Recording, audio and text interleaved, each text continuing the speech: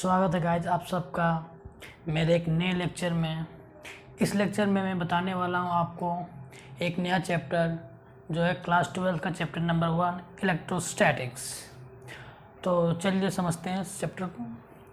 तो मैं सबसे पहले बताना चाहूँगा इलेक्ट्रोस्टैटिक्स जो वर्ड है उसका क्या मतलब होता है। तो इलेक्ट्रोस्टैटिक्स दो वर्ड से मिलकर बना है। पहला होता है इलेक्ट्रो, जिसका मतलब होता है इलेक्ट्रॉन, उसको हम चार्ज में कहते हैं। और दूसरा वर्ड है स्टैटिक्स। स्टैटिक्स का मतलब होता है रुका हुआ। यानी इस चैप्टर में हम जो भी पढ़ेंगे वे रुके हुए चार्ज के प्रॉपर्टी के बारे में पढ़ेंगे। एक रुका हुआ चार्ज किस किस तरह का प्रॉपर्टी शो करता है उस प्रॉपर्टी के बारे में इस चैप्टर में पढ़ेंगे। और ये बड़े मज़ेदार प्रॉपर्टीज हैं इनके इलेक्ट्रोस्टैटिक्स के। जब आप समझेंगे, जब आप जानेंगे तो आपको बहुत ही मज़ा आएगा। तो अब हम लोग समझते हैं आगे नेचर। देखिए नेचर क्या है। नेचर जो है वो हमारा दो चीज़ों से मिलकर बना है। पहला मैटर और दूसरा रेडिएशन।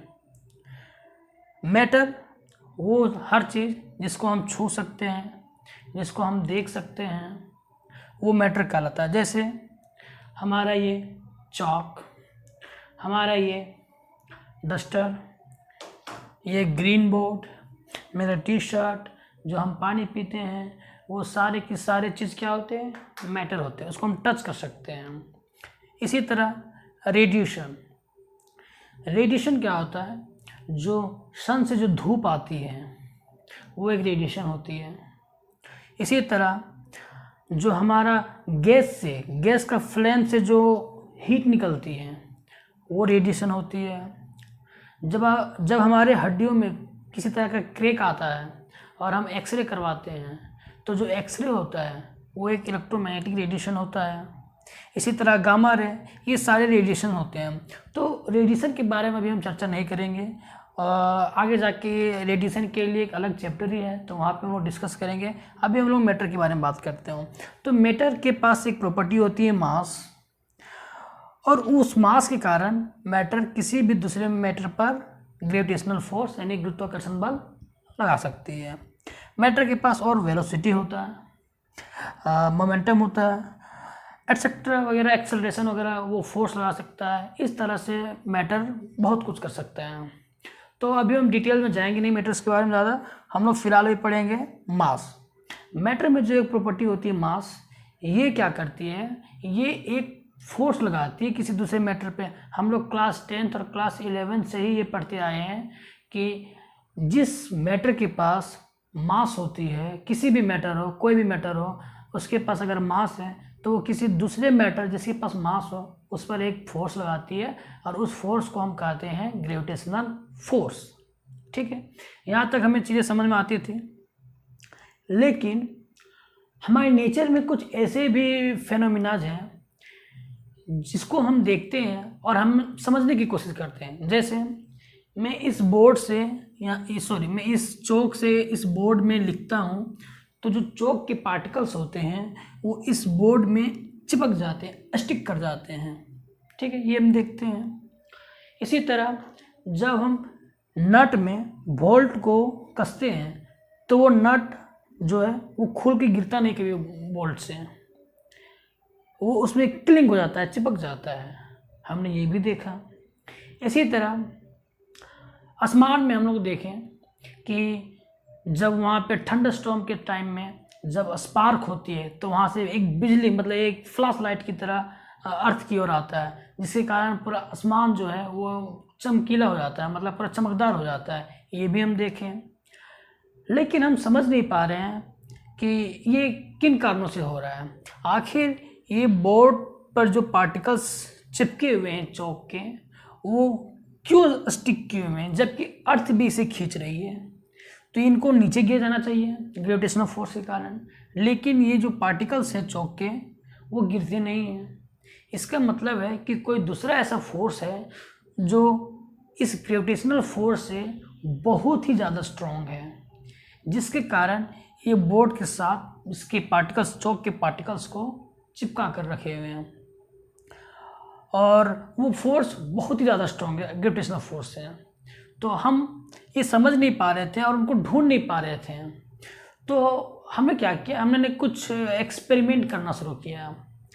और वो एक्सपेरिमेंट ऐसा था, जैसे हम लोग सर्दियों के दिनों में जब हम स्वेटर उतारते हैं, दिन भर पहनने के बाद शाम को जब स्वेटर उतारते हैं तो हमारी बॉडी में भी अभी स्पार्क आते हैं और जो बॉडी के छोटे छोटे बाल होते हैं वो खड़े हो जाते हैं। इनका भी एक कारण था यही कि किस कारण से हो रहा है, आखिर क्या प्रॉपर्टी है इसके कारण और किसके कारण, इसका सोर्स क्या है होने के कारण। तो अब उसको समझेंगे हम लोग। तो गाइज हमें ये पता चला कि मैटर के पास ग्रेविटेशनल फोर्स के अलावा कोई एक और ऐसा फोर्स है जो वो अप्लाई करता है हर एक ऑब्जेक्ट पर, और वो फोर्स ग्रेविटेशनल फोर्स से बहुत ही ज़्यादा स्ट्रॉन्ग होता है। और उनका हमें पता करना था वो कैसे लगता है, उनका सोर्स कौन है। जैसे ग्रेविटेशनल फोर्स का सोर्स था मास, इसी तरह ये जो फोर्स लग रहा है चॉक के पार्टिकल और बोर्ड के बीच, बोल्ट और नट के बीच, ये इनके पीछे कौन सा सोर्स है, क्या है, इनको समझना था। तो हमने ना कुछ एक्सपेरिमेंट किया। जैसे हमने क्या किया, एक ग्लास रोड लिया और उनको सिल्क जो क्लॉथ होते हैं, रेशम के कपड़े, उनमें रब किया। तो हमने देखा कि उस पर एक चार्ज, मतलब वो जो ग्लास रोड था वो चार्ज हो जाती है। इसी तरह फिर मैंने दूसरा ग्लास रोड लाया, उसको भी सिल्क कपड़े पर मैंने उसको रब किया तो वो भी चार्ज हो गया। अब जब दोनों को एक पास में लाते हैं, दोनों ग्लास रोड को साथ में लाते हैं ऐसे, जैसे ये एक मैंने थ्रेड लिया, धागा, और एक ग्लास रोड को मैंने ऐसे लटकाया, एक ग्लास रोड को मैंने ऐसे लटकाया, तो वो ग्लास रोड हम क्या देखते हैं कि ये ग्लास रोड जो है इधर चला जाता है और ये ग्लास रोड इधर चला जाता है, यानी ये एक दूसरे से दूर चले जाते हैं, एक दूसरे को रिपेल करते हैं। ठीक है, इसी तरह अब ग्लास रोड की जगह मैंने एक प्लास्टिक लाया, प्लास्टिक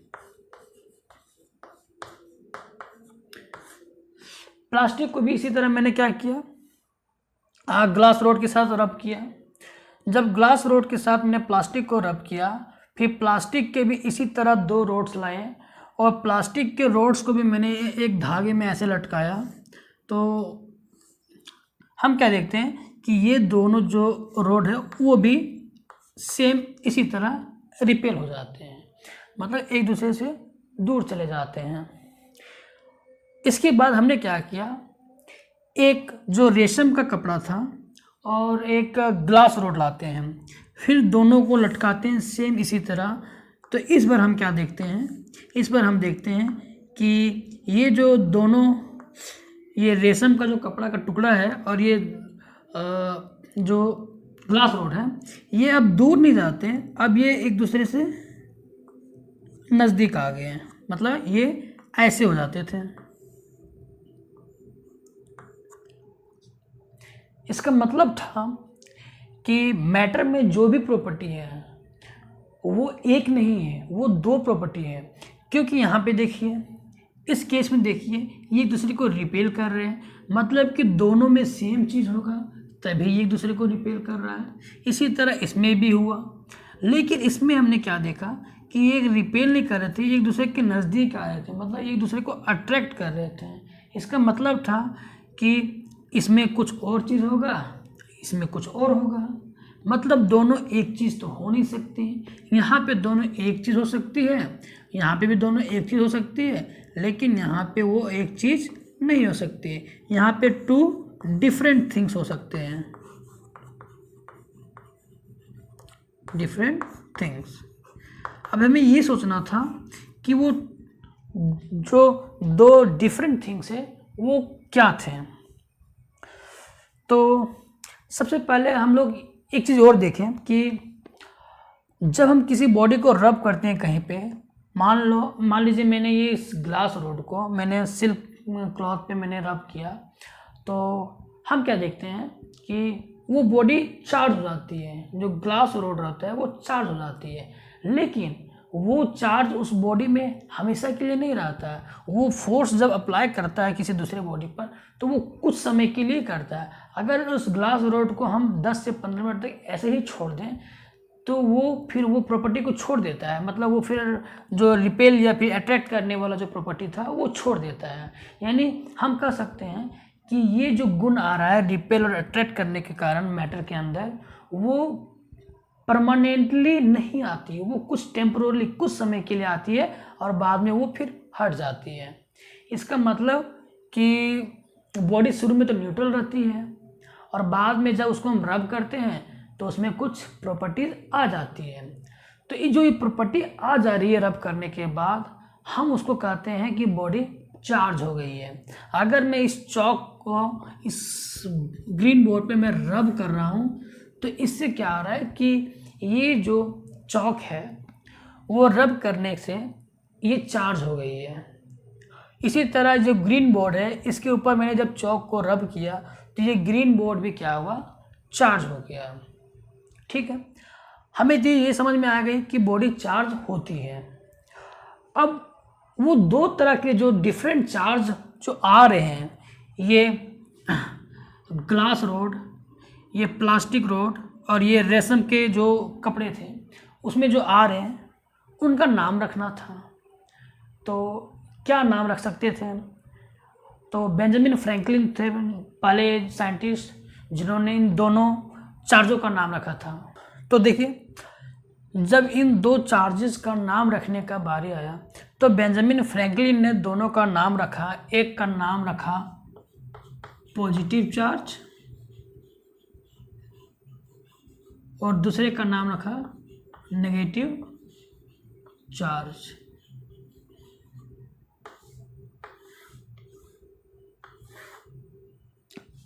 तो बेंजामिन फ्रैंकलिन ने ऐसा नाम क्यों रखा पॉजिटिव और नेगेटिव चार्ज?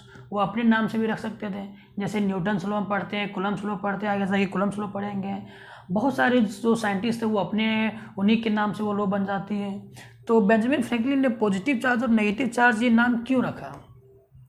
तो इनके पीछे कारण था कि हम एक चीज़ देखते हैं नेचर में कि जब हम दो चीज़ों को मिलाते हैं ना तो हमें एक तीसरी चीज़ मिलती है। जैसे हाइड्रोजन और ऑक्सीजन दोनों को हम कंबाइन करते हैं, मिलाते हैं तो हमें एक तीसरी चीज़ मिलती है, वाटर। इसी तरह कार्बन ऑक्सीजन को मिलाते हैं तो हमें तीसरी चीज़ मिलती है, कार्बन डाइऑक्साइड। वो ख़त्म नहीं हो जाते, मिलाने पर ख़त्म नहीं हो जाते हैं, वो हमें एक नई चीज़ देती है, एक नई प्रोडक्ट देती है। तो सेम सिनारियो हमने यहाँ भी किया, एक पॉजिटिव चार्ज और एक नेगेटिव चार्ज। मतलब एक ग्लास रोड में एक पॉजिटिव चार्ज आती है और एक ये एक ग्लास रोड है और ये प्लास्टिक रोड है। तो ग्लास रोड में पॉजिटिव चार्ज आ जाती है और प्लास्टिक रोड में नेगेटिव चार्ज आ जाती है। तो जब हम दोनों को मिलाते हैं, ग्लास रोड और प्लास्टिक रोड को एक साथ लाते हैं, तो हम देखते हैं कि एक उसमें एक स्पार्क होता है, एक फ्लैश लाइट निकलती है उससे और वो बॉडी न्यूट्रलाइज हो जाती है। मतलब वो प्रॉपर्टी जो अट्रैक्ट करने की या रिपेल करने की जो दोनों में थी वो ख़त्म हो जाती है और हमें एक लाइट मिलती है। इसका मतलब कि जब हम पॉजिटिव और नेगेटिव चार्ज को मिलाते हैं तो हमें नई चीज़ तीसरी नहीं मिलती है, वो चीज़ ही ख़त्म हो जाती है। वो जो पॉजिटिव और नेगेटिव चार्ज मिलने के बाद वो ख़त्म हो जाती है, वो एक लाइट के रूप में निकल जाती है।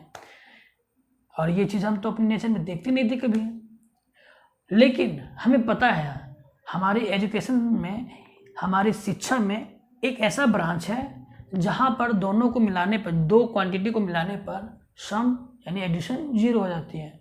वो कौन सी ब्रांच है? तो वो ब्रांच है हमारी मैथ्स की। मैथ्स में क्या होता है, अगर मैं +3 और -3 दो क्वांटिटी लेता हूँ और दोनों को मर्ज करता हूँ, दोनों को मिलाता हूँ, तो हमें क्या मिलती है? 0। +3 और -3 को ऐड करेंगे तो क्या मिलेगी? 0। तो बेंजामिन फ्रैंकलिन ने सोचा कि यहाँ पे भी जब हम पॉजिटिव और नेगेटिव चार्ज को मिक्स करते हैं यानी ऐड करते हैं तो हमें कुछ नहीं मिलती, नथिंग, वो डिस्ट्रॉय हो जाते हैं एक फ्लैश लाइट निकाल कर। तो बेंजामिन फ्रैंकलिन ने बोला कि सेम इवेंट यहाँ भी हो रहा है, तो हमें ये रखना ही पड़ेगा, ये नाम जो है पॉजिटिव चार्ज और नेगेटिव चार्ज रखना ही पड़ेगा, क्योंकि अगर ऐसा नहीं रखेंगे तो हमें एक नई चीज़ मिलनी चाहिए थी, दोनों को मिलाने पर जो मिल नहीं रही है, ख़त्म हो जा रही है। तो इसके अनुसार, मैथ्स के अनुसार, हमें एक पॉजिटिव चार्ज मिलनी चाहिए और एक नेगेटिव चार्ज मिलनी चाहिए। यहाँ पे हमें ग्लास रॉड में पॉजिटिव चार्ज मिलती है और प्लास्टिक रॉड में नेगेटिव चार्ज मिलती है। इसी तरह यहाँ पे ग्लास रॉड है, ये ग्लास रॉड है और ये सिल्क क्लॉथ है, सिल्क क्लॉथ। यहाँ पे पॉजिटिव आ रहा है, यहाँ पे नेगेटिव आ रहा है, और दोनों के मिलाएंगे 0 हो जाएगी, कंडीशन सेटिस्फाई हो जा रही है। इसका मतलब कि ये नाम रखना सही होगा। तो इस तरह से बेंजामिन फ्रैंकलिन ने दोनों का नामकरण किया, पहला पॉजिटिव चार्ज, दूसरा नेगेटिव चार्ज। ओके, यहाँ तक ठीक था। तो चलिए देखते हैं कि कौन सी चीज़ किस पर रब करने पर क्या आती है। मेरे पास एक ग्लास रॉड है और एक सिल्क क्लॉथ है। अगर मैं इस ग्लास रॉड को इस सिल्क क्लॉथ पे रब करता हूँ, जैसे ये मान लीजिए ग्लास रॉड है और मेरा ये सिल्क क्लॉथ नहीं है, ये मतलब कॉटन का ही है। तो अगर मैं इस पर रब करूँ तो जिस पे मैं रब कर रहा हूँ उस पे नेगेटिव चार्ज आ जाएगी, और जिससे मैं रब कर रहा हूँ सॉरी, जिससे मैं रब कर रहा हूँ उस पर एक पॉजिटिव चार्ज आ जाएगी। ये हमने सीक्वेंस बनाए, ऐसा होता नहीं है, इन्हें मतलब अपने आप को समझाने के लिए, एक कन्वीनियंस करने के लिए एक हमने सीक्वेंस बनाया कि जिस चीज़ पर हम रब करेंगे उस पर नेगेटिव चार्ज आ जाएगी, और जिसके ज़रिए हम रब करेंगे, मतलब जिस चीज़ से हम रब करेंगे उस पर पॉजिटिव चार्ज आ जाएगी। तो ये ग्लास रॉड से हम रब कर रहे हैं तो इस पर पॉजिटिव चार्ज आ जाएगी, और इस ग्लास रॉड को इस सिल्क क्लॉथ पे रब कर रहे हैं तो इस पर नेगेटिव चार्ज आ जाएगी। ठीक है। इसी तरह एक प्लास्टिक रॉड है, मैंने इस ग्लास रॉड को इस प्लास्टिक रॉड के ऊपर रब किया तो ऑटोमेटिक इस पे एक नेगेटिव चार्ज आ जाएगी, क्योंकि मैं इस प्लास्टिक रॉड पे ही क्या कर रहा हूँ, रब कर रहा हूँ, प्लास्टिक रॉड।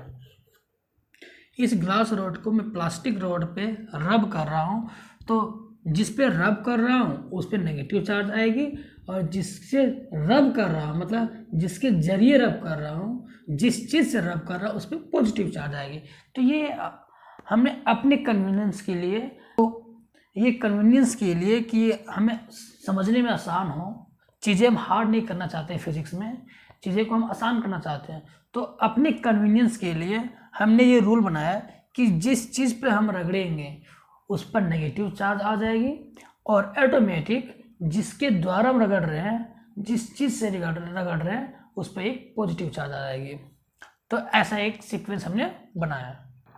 तो चलिए अब देखते हैं कि अब हमें चीज़ें समझ में आने लगी थी कि चार्जेस कैसे बॉडी में प्रोड्यूस होते हैं, और चार्जेस कैसे किसी बॉडी पर फोर्स लगा सकती है। फोर्स के बारे में हम लोग कूलम्ब्स लॉ पढ़ेंगे, जो दो चार्जेस के बीच के फोर्स को बताते हैं, आगे जाके हम पढ़ेंगे।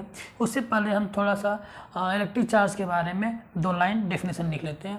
तो इलेक्ट्रिक क्यों बोलते हैं, क्योंकि यही चार्ज जब आगे जाके अगला चैप्टर में जब हम पढ़ेंगे, जब यही चार्ज मूव करने लगता है तो इलेक्ट्रिसिटी बनती है। जो हमारे घर में जो इलेक्ट्रिसिटी आती है जिससे हम पूरा काम करते हैं, फ़ैन चलाते हैं, बल्ब चलाते हैं, टीवी चलाते हैं, वो इन्हीं चार्ज के मूव करने के कारण होता है, इसीलिए इलेक्ट्रिक चार्ज कहते हैं। तो इनके डेफिनेशन देख लेते हैं। Electric charge is a characteristics of particle due to which it can apply force on other charge particles.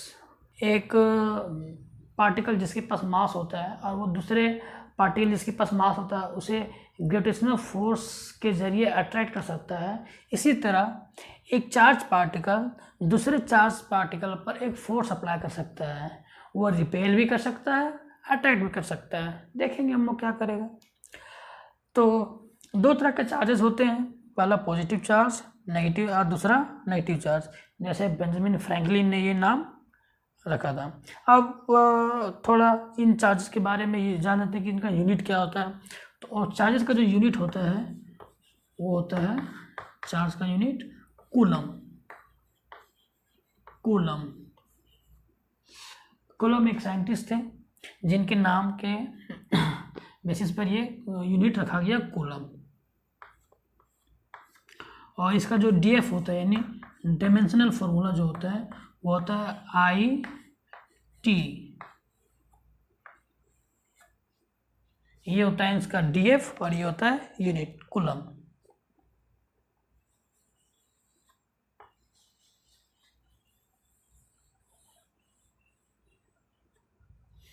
तो ये इलेक्ट्रिक चार्ज का डेफिनेशन हुआ, इनके टाइप्स हुआ और ये यूनिट और डीएफ हुआ। आगे देखते हैं हम लोग। तो हमें एक चीज़ और समझनी है, वो ये है कि जब हम किसी बॉडी को रब करते हैं तो उसमें एक चार्ज आती है। तो कोई भी बॉडी पहले से चार्ज नहीं रहती है। जैसे अगर मैं इस चौक को लूँ तो ये चौक अभी चार्ज नहीं है। अगर मैं इसको ऐसे रब करता हूँ तब इसमें चार्ज आती है। मतलब ये चार्ज वाली प्रॉपर्टी है वो कुछ देर के लिए ही इसके पास रहती है, और अगर इसको मैं छोड़ देता हूँ ऐसे ही कुछ देर के लिए तो ये अपने आप ये वो प्रॉपर्टी छोड़ देती है, और ये अट्रैक्ट करना और रिपेल करना भी वो प्रॉपर्टी छोड़ देगी। मतलब ये है कि किसी भी बॉडी के पास, किसी भी मैटर के पास ये चार्ज वाली प्रॉपर्टी कुछ खास कंडीशन में आता है। जब उसे रब करता हूँ, जब उसे एक चार्ज बॉडी के साथ टच करता हूँ तभी वो आती है, हमेशा नहीं आती है। इसका मतलब है कि एक बॉडी को हम चार्ज कर सकते हैं। बॉडी पहले से वो क्या रहती है, पहले से वो न्यूट्रल रहती है। जैसे ये अब ये बोर्ड है वो न्यूट्रल है, अगर मैं इस पर ऐसे रब करूँगा अब ये जो बॉडी है यानी ये जो ग्रीन बोर्ड है अब वो चार्ज हो गई है। इसका मतलब कि बॉडी को हम चार्ज कर सकते हैं। तो बॉडी को चार्ज करने का एक तरीका है रबिंग। रब करके हम बॉडी को चार्ज कर सकते हैं। तो क्या बॉडी डिस्चार्ज भी हो सकती है? आंसर यस, बिल्कुल हो सकती है। दो ग्लास रोड लाइए, एक को ऐसे रब कीजिए, दूसरे को भी रब कीजिए, और दोनों ग्लास रोड को मैं दिखाता हूँ आपको। ये एक ग्लास रोड है, मैंने इसे रब किया। ये भी एक ग्लास रोड है, मैंने भी इसको ऐसे रब किया। अब मैं क्या करता हूँ, ये दोनों जो बॉडी है अब ये चार्ज है, दोनों के अंदर दोनों चार्ज बॉडी है। अब मैं दोनों को ऐसे नज़दीक लाता हूँ तो क्या देखता हूँ, जैसे मैं ऐसे नज़दीक लाता हूँ अरे अरे वाह क्या बात है, मैं एक फोर्स फील कर रहा हूँ। सच में गाइज एक फोर्स फील कर रहा हूँ थोड़ा मोड़ा। ओ मैन, एनीवे, तो जब ये दोनों चार्ज बॉडी को मैं ऐसे करीब लाता हूँ तो मैं क्या देखता हूँ कि एक बीच में स्पार्क हुई, यानी एक फ्लैश लाइट निकली। इसका मतलब क्या हुआ कि जो चार्जेज हैं वो ट्रांसफ़र हो रहे हैं एक दूसरे के का, मतलब एक बॉडी से दूसरे बॉडी में। इस तरह हम न्यूट्रलाइज बॉडी में भी कर सकते हैं। मान लीजिए ये बॉडी चार्ज नहीं है, यानी ये मैंने कहीं से लाया, इसको मैंने चार्ज किया, इसके नज़दीक में ऐसे लाया, तो भी मैं देखता हूँ क्या कि यहाँ पे एक स्पार्क दिखती है, यहाँ पे एक फ्लैश लाइट हमें दिखती है। इसका मतलब है कि ज़रूरी नहीं कि दोनों बॉडी चार्ज होनी चाहिए। एक बॉडी भी अगर चार्ज है और दूसरा बॉडी न्यूट्रलाइज है तो भी उसमें चार्ज जो है ट्रांसफ़र होती है। और इस मेथड्स को हम कहते हैं इंडक्शन। जब हम मेथड्स ऑफ चार्जिंग पढ़ेंगे उसमें हम तीनों मेथड पढ़ेंगे, रबिंग, कंडक्शन और इंडक्शन। अभी हम नहीं जाते डिटेल में, अभी हम यही जानते हैं कि जब हम दो बॉडी को पास में लाते हैं तो हमें एक स्पार्क देखने को मिलता है, मतलब कि एक फ्लैश लाइट देखने को मिलता है। ओके, तो इस जो स्पार्क हमें देखने को मिल रहा है, जो हमें एक फ्लैश लाइट मिल रहा है, इसे हम कहते हैं डिस्चार्ज। डिस्चार्ज जिस तरह हम दो बॉडी को चार्ज कर सकते हैं इसी तरह हम दो बॉडी को डिस्चार्ज भी कर सकते हैं। सिंपल सी बात। दो बॉडी को चार्ज करना है, रब कीजिए, चार्ज हो गए। डिस्चार्ज करना है, एक दूसरे के नज़दीक लाइए, डिस्चार्ज हो जाती है। इसी डिस्चार्जिंग के कारण हमें नेचर में एक बहुत ही इंटरेस्टिंग फेनोमेना देखने को मिलता है और वो है लाइटनिंग। तो लाइटनिंग के बारे में हम लोग समझेंगे।